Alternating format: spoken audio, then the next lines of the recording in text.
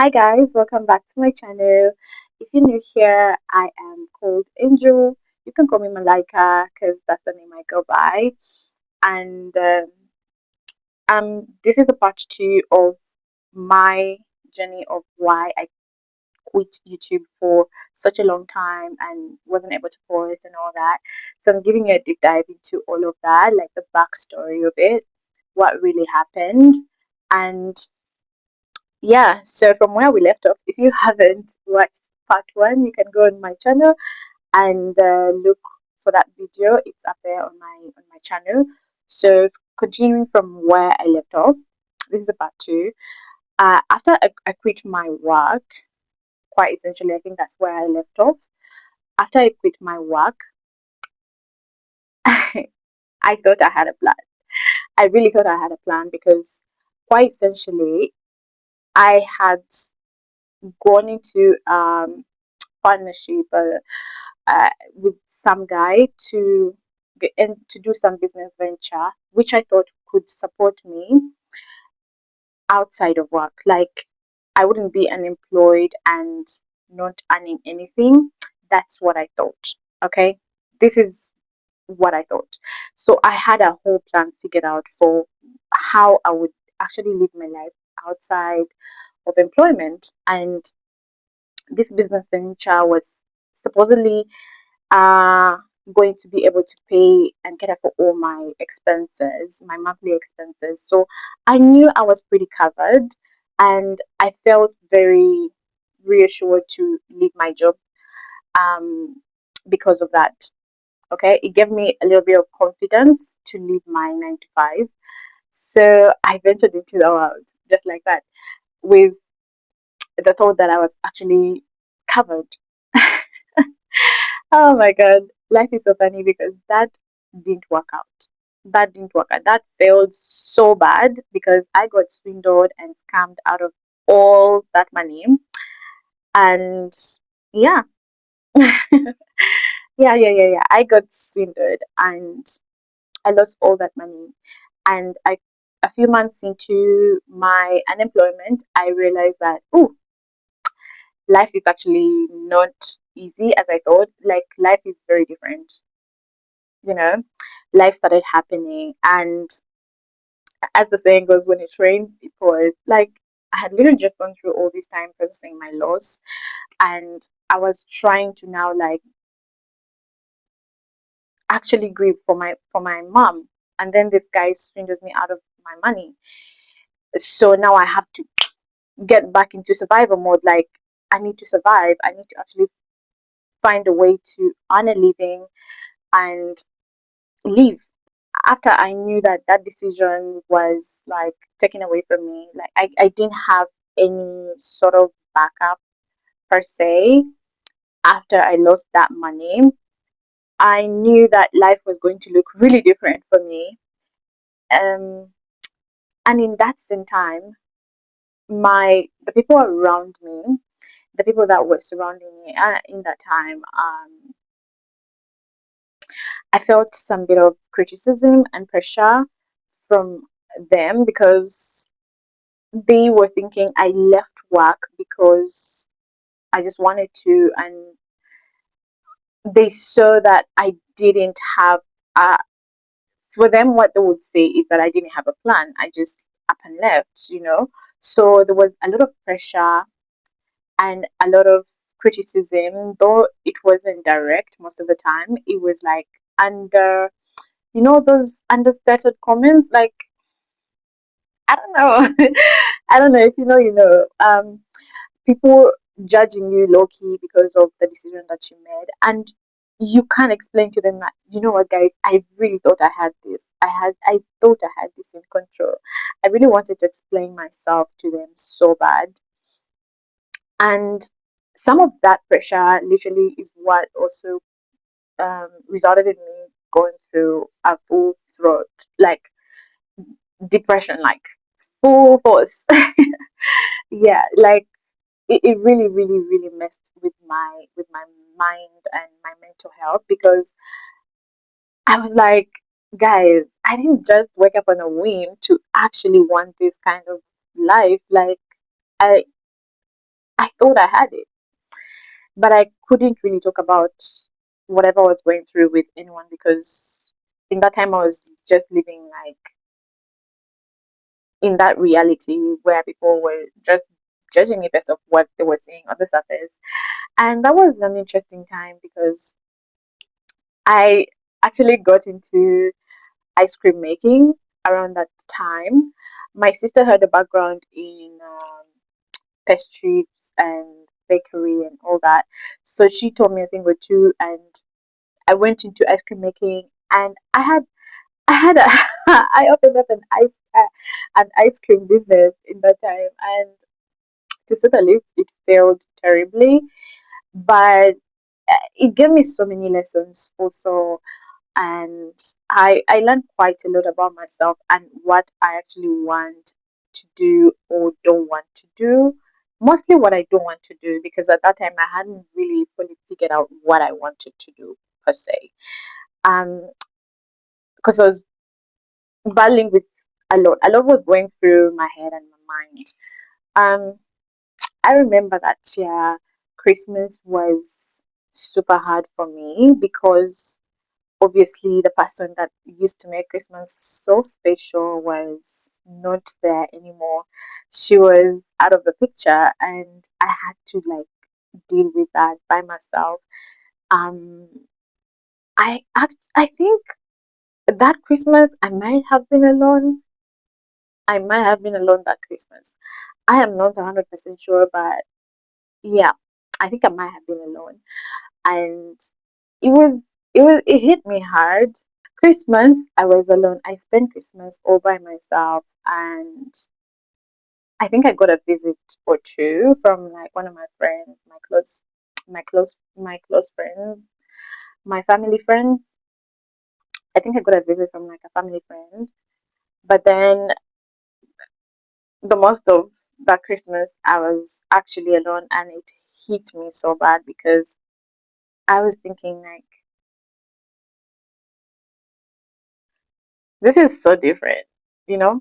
Like I told you guys, whenever I'm trying to smile so hard, just know I'm trying to hold back tears because I don't want to cry. I don't want to make this video like a very sad and moody video. But yeah, that happened, and I wasn't really stoked about all that. It affected me pretty badly. Anyway, moving on from the Christmas sad story. um what helped me get through this time? I actually had pets. It's so weird. Yes, I know. I had pets during this time, and they were like the weirdest kind of pets someone could have, especially if you're like a black person. We don't consider chicken a pet, but I had a chicken that was my pet. I had two actually. My pets were Peter, Sammy, and Paige. So Sammy was the first to come around. He was a foster cat. I'm calling it foster because it lived out. I'm not, I think I should just call it a live out cat. It could come, chill, do whatever, eat. I could feed it and play with it, do whatever, and then it goes. At the end of the day, like it wouldn't sleep there. And lucky, I was scared of cats at that time. I was really, really scared of cats. Even up to now, I'm kind of scared of cats. It's only Sammy that wormed his way into my heart, quite literally.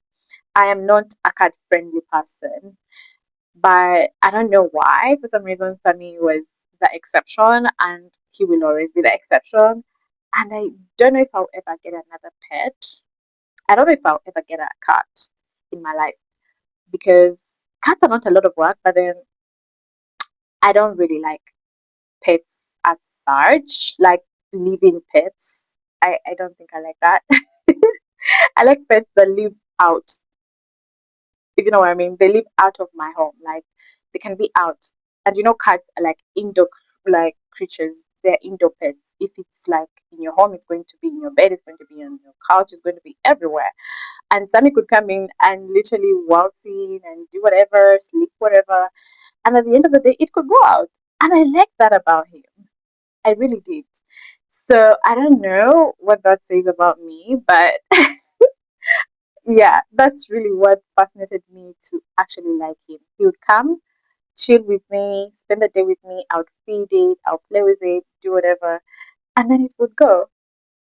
I was like, this is me living my best life, and that healed me in a lot of ways. I can't really explain. It's so weird how animals can actually really, really heal you, like in a very different way. And Peter came along. Peter is a chicken. He's a cock, and I got him a soulmate called Paige, and they had a beautiful love story that I'll show you here in one of the clips, in one of the videos. You can see for yourself what I mean. They really had a lot of love for each other, and it made me appreciate humanity a little bit more. Because if creatures could be like that, if creatures could act like that, what about humans? Like it made me believe in love again. Quite literally, Peter made me believe in love again. That love was still out there, and I could still find that. Because my mom loved me so much. Like I think she was my greatest love ever. Like for real, for real, for real. And so when she passed on, that kind of like made me be like, uh, I don't know about love. But then when I saw the love between these two creatures, I was like, oh, this is so sweet. I think I want to fall in love. I think I want to love. I think I want to experience that kind of love again. Like, it was so beautiful. It just reminded me of my relationship with my mom because my mom was so selfless. Like, anyway, I don't want to cry. We're not going to talk about that. We're not going to talk about that because now I'm going to get emotional. Um, what what was I saying? Yeah. So Peter was a chicken pet. He came in like like a gift that I was supposed to eat because here in Africa we don't pet chicken. That's it. Chicken are not pet; they are food. But when he came in, I couldn't kill him myself. So I had to wait for someone to actually come and kill him so that I can eat him. And then in that time, I had to be taking care of it to keep it alive. And in trying to keep it alive, it really made me change my mind about everything. I wanted it to be alive. I didn't want to eat it. I didn't want to kill it anymore. So it turned into a pet, and very many family members actually loved him. He was so loved, and right now he's passed, but he was so loved and well taken care of. He was so pampered for a chicken, quite honestly, in an African setting. I don't think he complained. Quite literally, he was always being carried around, always given the best food. Yeah, he got special treatment. Yeah. Um, what am I saying? I'm wondering about my chicken. What? So yeah, that is like a whole backstory about my pet. I know, I don't know. I don't know if anyone is interested in hearing a girl, African girl, who is having chicken as pets, but that's my story. That's part of my story for sure. And those animals healed me in ways I never knew I could heal, in ways I didn't know I needed. Quite literally for sure. And I'm so grateful to have had them in my life at that time, in that moment. They really pulled me through a lot. Because remember, I wasn't seeing any therapist, I wasn't getting anything. But actually I had someone that I was talking to. So and that person is like a family member. So she's really close to my heart, and she helped me quite through a lot of things also, like to process whatever was going on. But before all that, these animals were doing it for me. Like they were my therapists. I could talk to them. They couldn't snitch on me. They couldn't tell my business to anyone. And it was a very interesting relationship that we had. And I've said I don't want any living animal because I want many more things that require me to have many more care and involvement in them. And chicken was the best option. Trust me, if you're looking for a pet that you don't have to do too much with, chicken are really the best because they wake up, eat, play, do their own thing, mind their own business, lay eggs for you, and then move on with life. Like, there's no better pet. And you don't have to give them like too much. Because I got hybrid, and I Peter was a hybrid mixture of local and like exotic breed.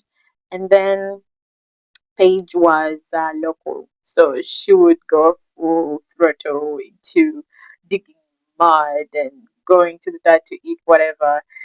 So that was like the best decision I did. For real, for real, for real. I just had to open for them in the morning. They get out and they do their own thing. Provide some food for them whenever they would come back around home because they would go out and live out their lives quite literally. So go out, play, do whatever, meet neighbors, make friends, and then come back.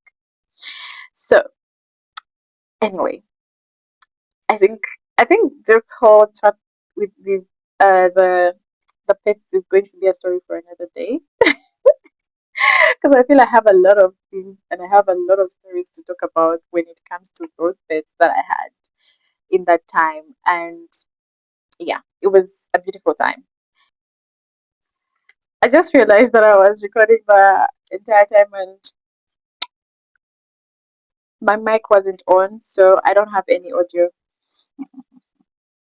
Interesting. Anyway, what I was talking about was like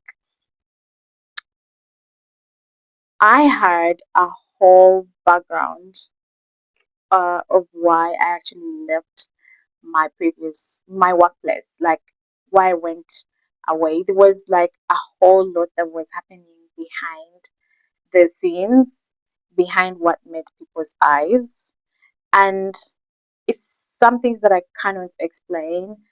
Um, and some things that I don't want to talk about because quite literally I survived, I came out and I'm okay.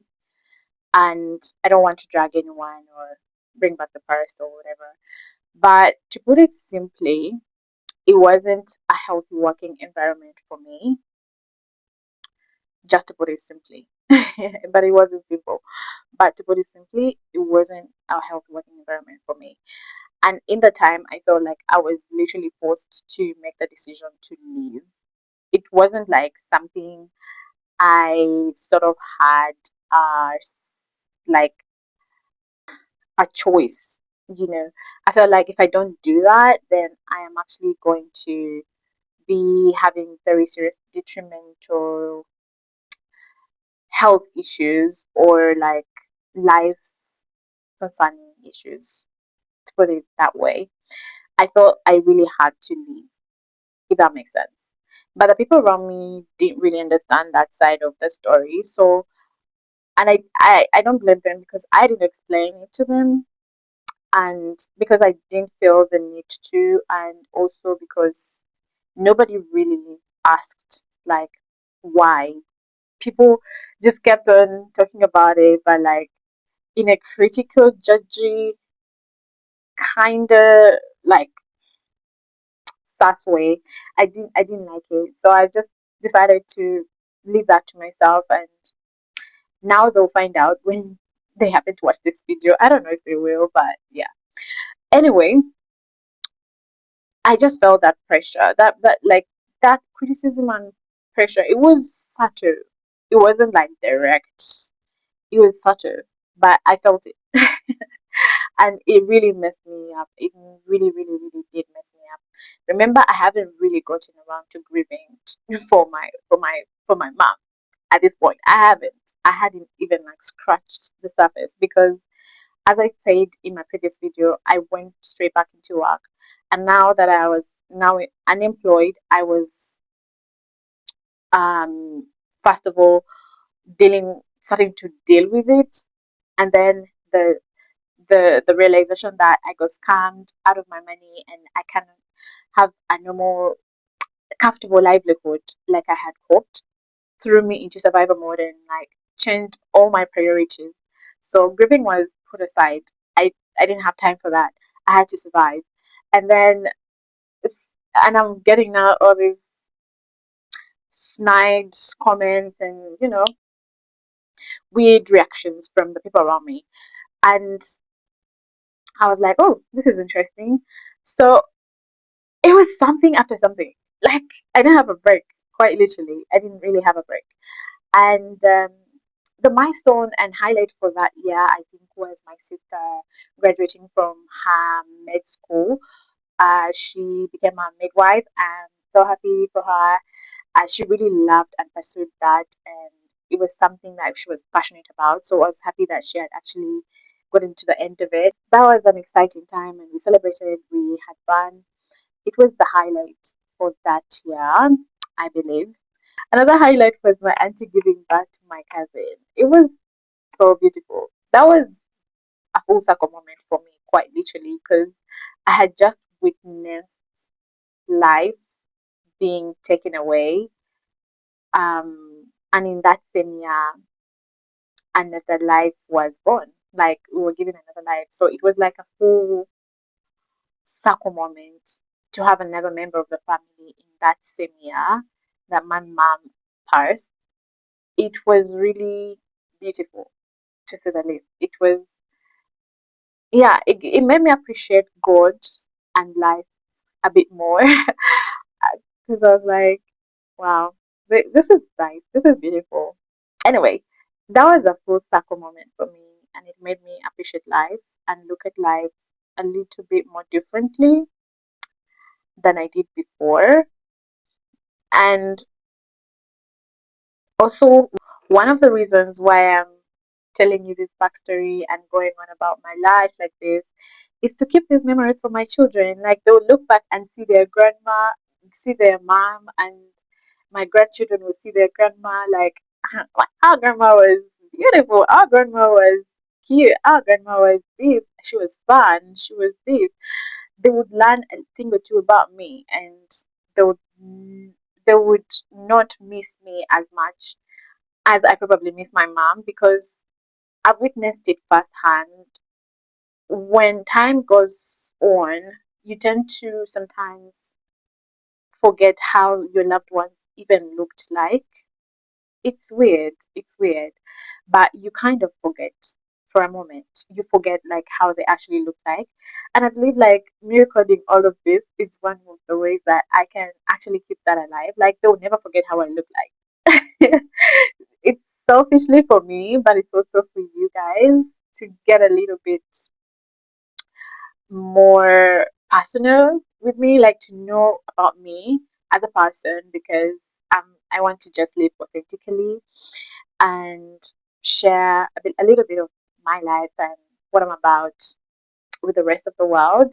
It's like a way of leaving my footprint on the earth, if it makes sense. Like my little footprint on the earth. And yeah, I'm sharing my experiences with everyone who is interested to listen to them.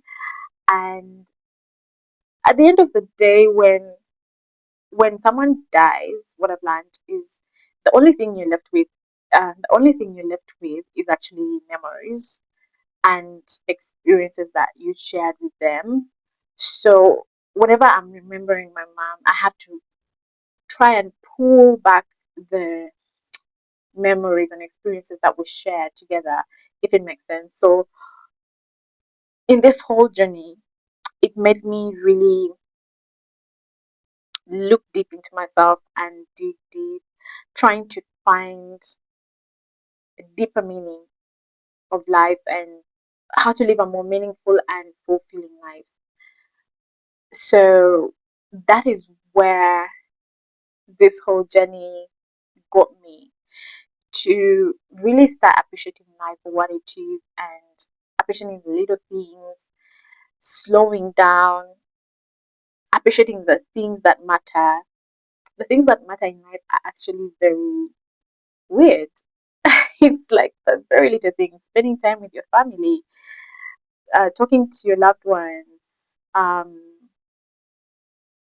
creating moments, creating experiences, just living life basically. Live your life. Because if you work, at the end of the day, you're going to go away with very few memories to look back on and be like, oh, I lived my life actually. Unless you really love your work and you have no other life outside of your work, then that's a different story. But if you have people that genuinely love and care about you and you genuinely love and care about, then go out and spend time with them, create memories with them whenever you can, whenever possible. It's like one of the best things you will ever do. And it's those things that you will look back on and be like, oh, my life had meaning. My life had some spice, some sauce in it. Yeah, quite literally. That's it. Like that's one of the lessons that I have actually learned through going through by going through all these experiences is that the things that actually matter in life are the little things, the very, very little things that you ignore, the day to day things, the mundane things. They are the things that actually are a very big deal. Because I still remember the home cooked meals my mom used to prepare for me every Sunday, which she could throw down, and we would have a, like a really big, huge meal. And it was simple at that time she was doing it, but then now it's one of the things that I miss, you know. So it's the little things. It's really the little things that actually add up and matter at the end of the day. Yeah. So one of the other things that this whole process taught me during that time was to have a deeper appreciation of my health because my mom obviously passed on due to very many health complications, and it made me so intrigued, and I wanted to learn more and more about alternative medicines. What other medicines are out there that could probably work on various illnesses, you know? So during that time, I started doing researches and I got so many resources in that time that if I had gotten them earlier, I would have maybe tried to ease my mom's journey in her like health wise, and maybe she wouldn't be in the position that she was in at like so early on. Like everyone dies at a certain point, you know, because we can't avoid death. But I wish that I knew these alternative medicines earlier. Maybe they could have helped her live a little longer. Maybe I don't know, but or maybe it would have helped her prevent all these other illnesses, like all these illnesses that came. You know, I don't know. I was just thinking. So that process led me into really digging deep and being very, very interested in natural remedies, natural medicine, herbs that could really help people. And essentially, what all that amounted to is me starting a wellness brand called Essential Organics. Essential Organics was born from that kind of experience because I know what it feels like to lose a loved one due to health issues that could have probably been prevented, and if not, maybe your loved one would have experienced less pain, less discomfort, things like that. And so through that, Essential Organics was born, and that is my wellness brand. Yes, health and wellness brand, and it deals basically in natural products, and they're very easy to take. You just take them on your tea, and that's it. Like you don't do too much. You don't do too much. So yeah, I started that, and it kicked off around that time. Okay, it didn't really. It kicked off like I think in 2022. Yeah, 2022 is when I really started with Essential Organics. Um, and it was an amazing journey for me because I got to learn so much about health and wellness and all these other beautiful medicines that are out there that people don't know about that could actually help them prevent chronic diseases or manage chronic diseases and deal with them. So, yeah. So actually, many people wonder when they see me selling this house, they're like, "Why is such a young girl like you into this kind of business? Like, why are you selling herbs?" You know. So, in case people are wondering why I'm selling herbs or why I got into the position of selling natural medicines, is because of that experience. That experience told me that I need to take care of my health. I need to be very serious about my health. I need to take my mic with it on because at this point I'm worried it might also give up. Yeah, it made me really want to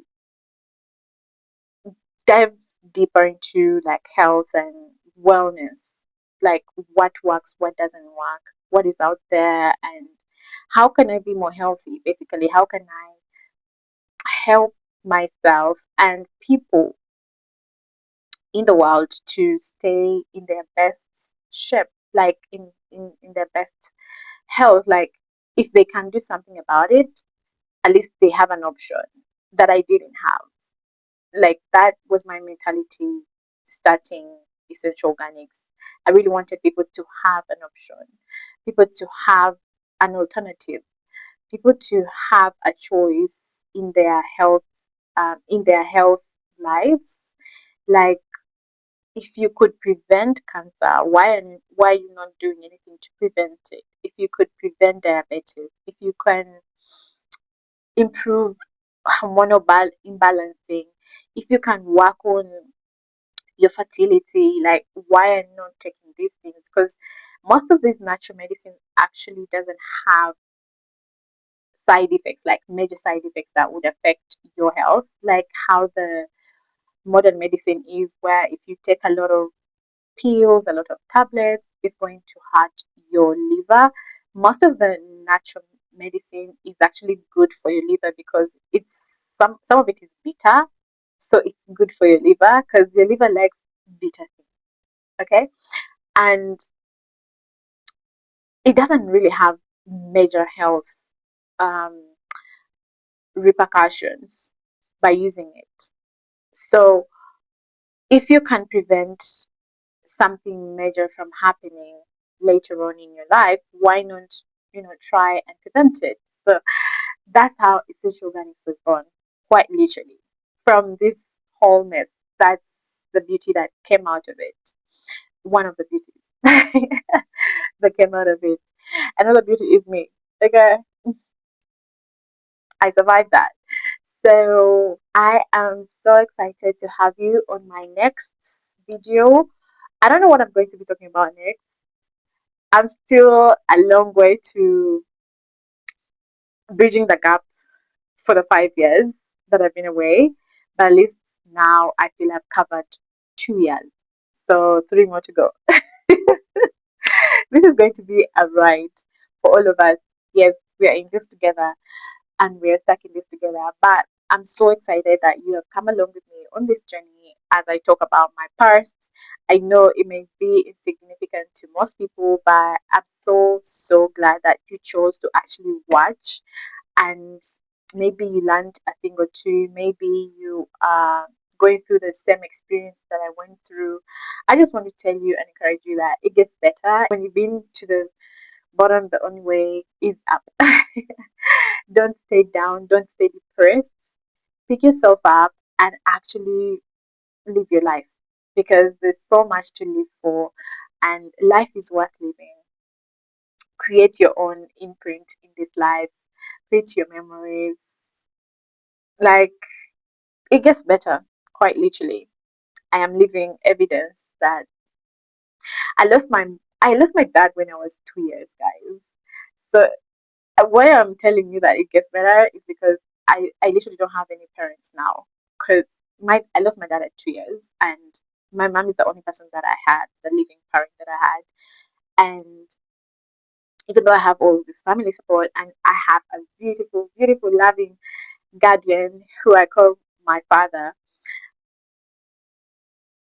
like biologically, I don't have my parents. Okay, I don't have my parents. I'm an orphan, but I just want to encourage another orphan out there, another person who has lost both their parents, and that there is still so much to live for, and there's still so much to look forward to, and life will surprise you in very many ways, but you can always get back up, dust yourself, get back up, dust yourself, get back up. That's the only way to do life. Changes are a fact of life, and things happen. We all go through things, and there is light at the end of the tunnel. Basically, that's what I'm trying to tell you. There's light at the end of the tunnel. Yeah, that's it. I think I feel like at this point I'm rambling, but thank you for being here. Please consider subscribing. Please consider subscribing because I am stuck at 100 subs now. I'm so glad about the new sub that came along. I don't know. Recently, I got a new sub, and I'm so excited about that. She's called she or he. I don't know. Sham something.